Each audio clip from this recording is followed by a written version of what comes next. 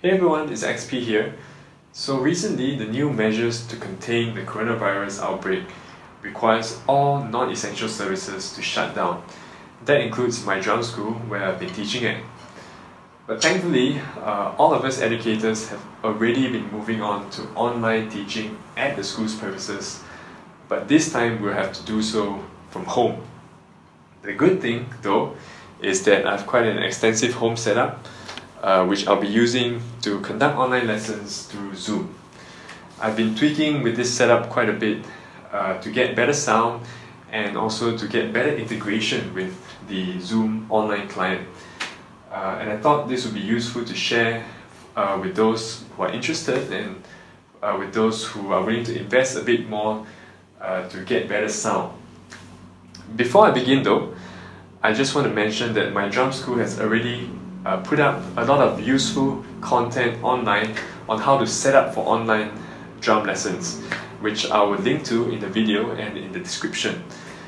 But for this lesson, I will focus on how we can combine the sounds from our electronic kit with our voice into an audio interface and into our computer and to Zoom.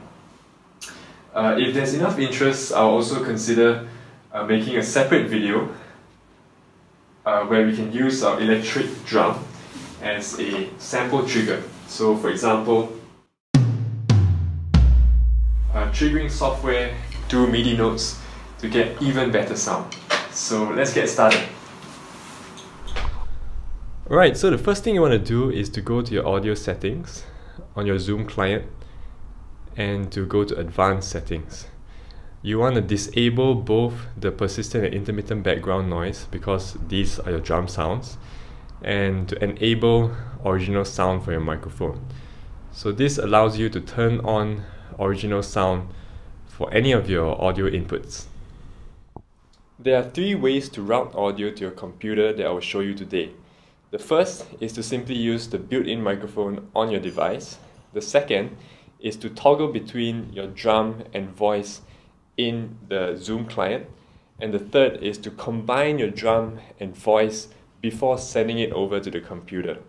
The most basic way to hear both your voice and drum sounds is to use the built-in microphone of the device you use for Zoom.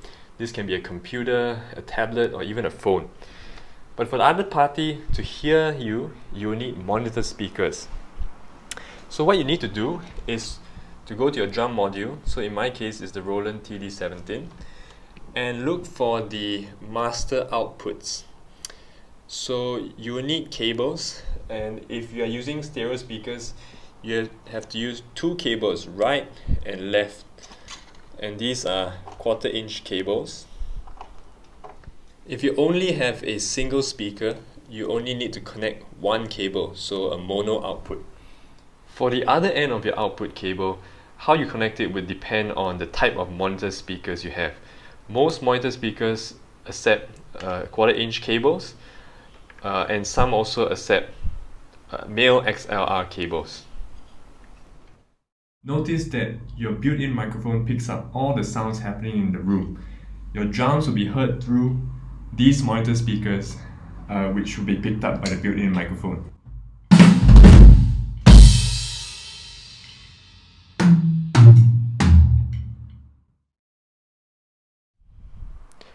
The second method would give us better sound quality for the drums, and we do this by channeling the drums directly to the computer.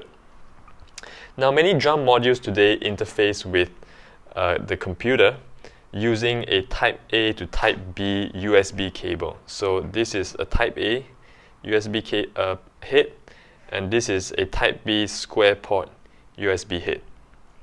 This also happens to be the type of USB cable used for printers today. For my drum module, the square port goes in here, and the USB-A head needs to be converted to USB-C to connect to my Mac, in my case. Do ensure that you have downloaded and installed the required software driver for your drum module. This most likely can be found on the manufacturer's website. After you have installed this, you should be able to detect your drum module in your computer settings go to the sound settings and select your drum module as the input and the output source. With those settings, all the sounds from your computer will be available from your drum module. So you want to monitor that by plugging in your headphone jack. For some drum modules, you may need to attach a 1/4 inch adapter over your 3.5 mm jack for monitoring purposes. This is a demo of sound quality for method 2. Right now you're hearing my voice through the built-in microphone in my device. The input source is shown here, the built-in microphone, and the output source is my drum module, so I'll be able to hear all the sounds from my computer and from the drums as well. So during the lesson, I may want to switch to playing the drums. So what I'll need to do to get a good drum sound is to change the input source to my drum module.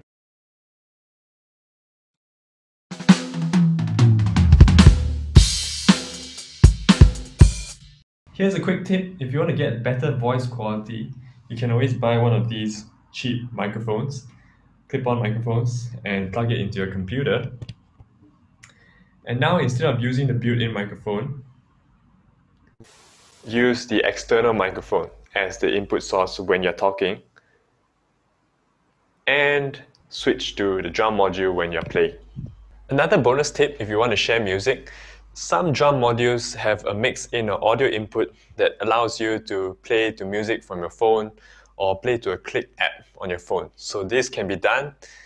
Another way which you might like to explore is the share screen option.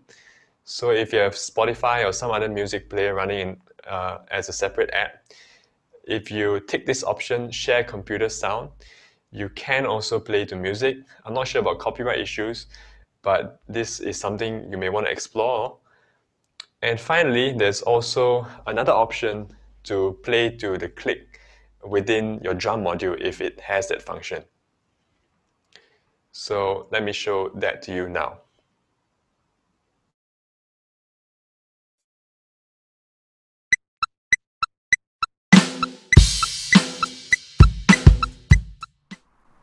The last method gives you better sound quality for both the drums and your voice without having to toggle the two.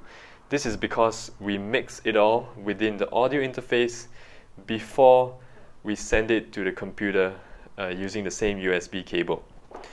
In this case, this is a Roland SPDSX sampling pad, which is more than just an audio interface, but it does a similar job. There are some mixers out there that also have a USB output and can act as an audio interface as well. This time, from the drum module, instead of sending the outputs to the monitor speakers, I send them into my audio interface. The only problem with my audio interface is that it only has 2 audio in channels. So it will be good to find an audio interface that gives you at least 3 input channels. So because of that, I only take a single input, a mono input from my drum module and put it into my audio interface. And the other one right here is for my microphone. So I put this into the other side. It's not optimal, but it's because I'm limited by the number of channels on my audio interface. Similar to method 2, you would take the output and send it via USB to your computer.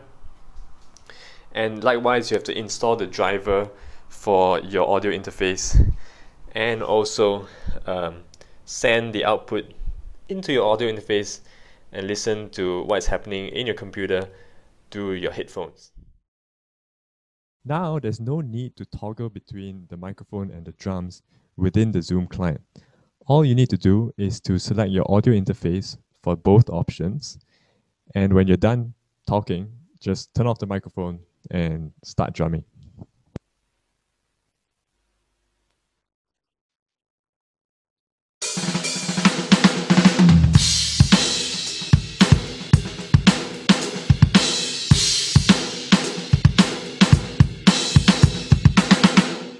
So there you have it. Those are 3 ways to improve the sound quality of your online lessons through video conferencing apps such as Zoom. Feel free to name your favorite method in the comments below, and also let me know if you have any better suggestions. See ya!